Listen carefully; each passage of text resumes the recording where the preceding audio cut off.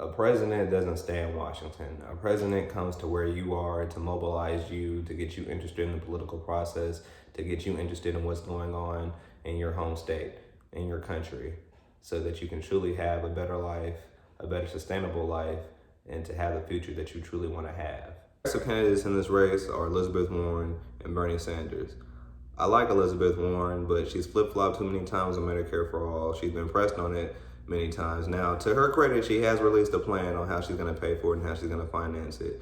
But she wants to pass immigration along with a plethora of other things, other options that I won't really dive into too much in this video just to stay on course.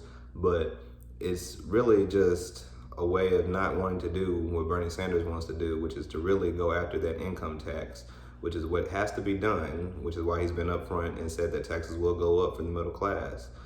But overall costs will go down. Taxes will go down. Private taxes will go down because there's a private tax on healthcare. Sanders wrote the bill, and then later on, months later, everyone wants to say they're for Medicare for All, but then when you actually dive into everyone's plan, they're not absolutely in for Medicare for All. They just say they're for Medicare for All because it's something cool to add to their campaign slogan, for Medicare for All. They don't really want it. Joe Biden makes it clear that he doesn't really want it. I mean, hey, that's just him. Kamala Harris said she was for it, but then you look at her actual plan, it's Medicare for some, people to ditch health care for some. Elizabeth Warren, to her credit, she's the only other person that is in line with Bernie Sanders, which is why I call her a progressive, because she's actually said she wants Medicare for all. Now she wants it in a different way, but she still wants it. She wants to finance it, to her credit.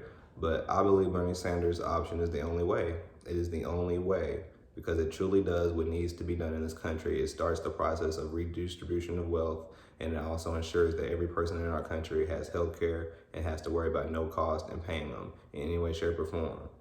Bernie Sanders understands that this is a continuous movement. So when he's elected president, he's going to continue to go onto the streets, and he's going to continue to go into different states to mobilize voters, to put pressure on the politicians that are supposed to be representing them.